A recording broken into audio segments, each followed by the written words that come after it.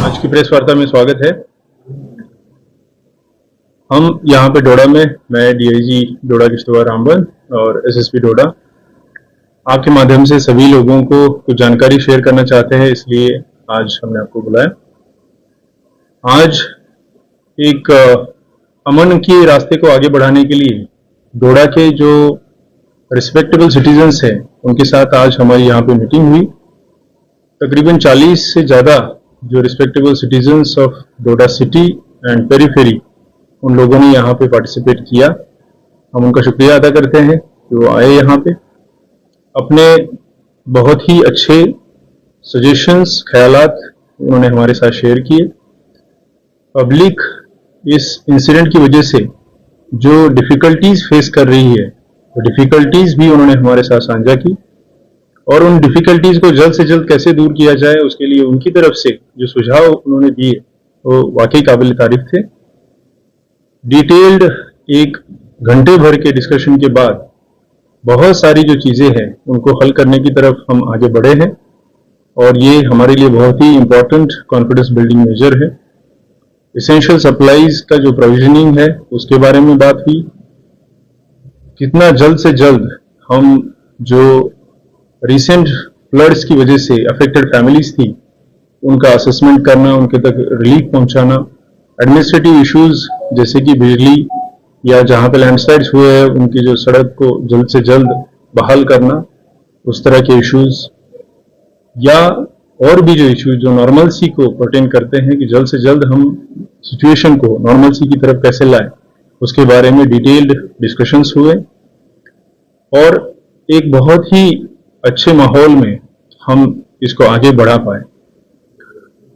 आज की जो डिस्कशंस है उसके बाद हमारी तरफ से हमने आपके माध्यम से डोडा की जनता को और जो पूरा चिनाब वैली का खिता है वहाँ की सारी आवाम को हम ये बताना चाहते हैं कि सिचुएशन बाय एंड लार्ज अब कंट्रोल में है।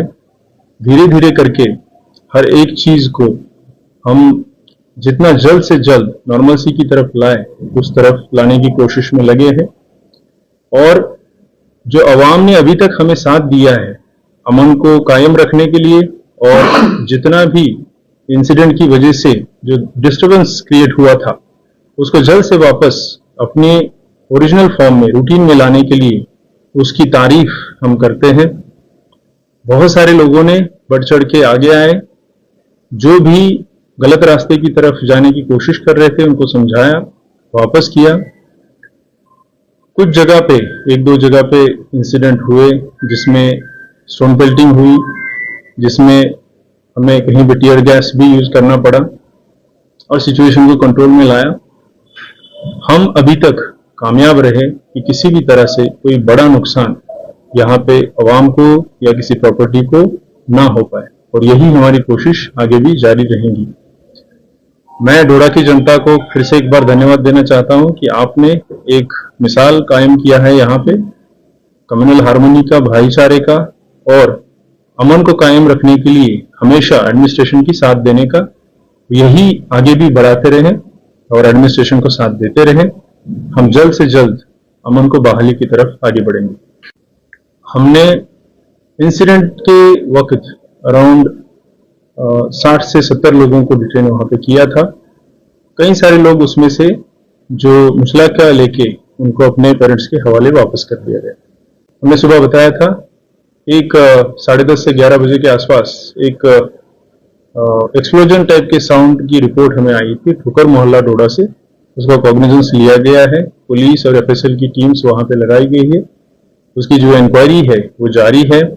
2 लोगों को अभी तक हमने उसमें क्वेश्चनिंग के लिए अपने उसमें कस्टडी में लिया है, उनकी क्वेश्चनिंग जारी है। आगे जिस तरफ केस बढ़ेगा उसी हिसाब से कानूनी कार्रवाई की जाएगी। It is an explosion kind of sound that we have heard. We have collected some samples, evidences.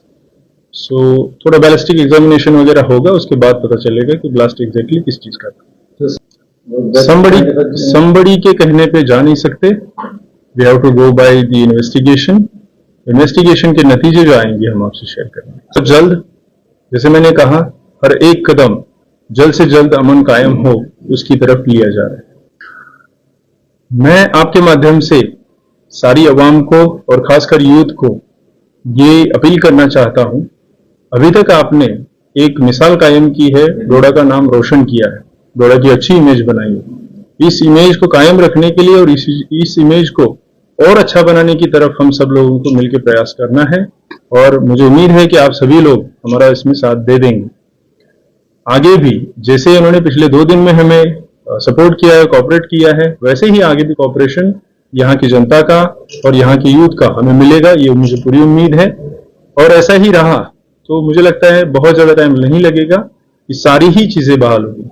Side है उतनी सफिशिएंट फोर्सेस मंगवाई गई है, बहुत सारी फोर्सेस रिजर्व भी रखी गई है, बट मैं अगेन कहना चाहूंगा कि यहाँ की जनता ही हमारी यहाँ की सबसे बड़ी अमन की साथी है।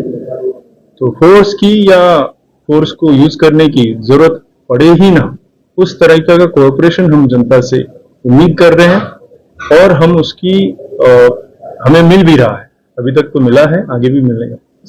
ये जैसे आपने कहा, सही कहा, ये रूमर्स है, किसी व्यक्ति पे 3-4 लोगों पे ऐसा कोई पीएस वगैरह नहीं लगाया गया है।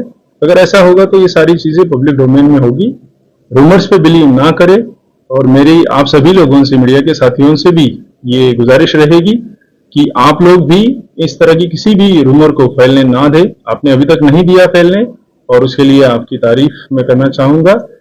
और आगे भी ऐसी कोई रूमर अगर कोई फैलाने की कोशिश करता है तो अथॉरिटीज से आप जरूर उसको पहले वेरीफाई करें, ऑथेंटिक करें, उसके बाद ही शेयर करें। जी नहीं, कहीं कोई कैजुअलिटी नहीं हुई है, ऐसा कोई भी अगर है तो ये रूमर्स है और इन रूमर्स पे, अफवाहों पे विश्वास ना करें।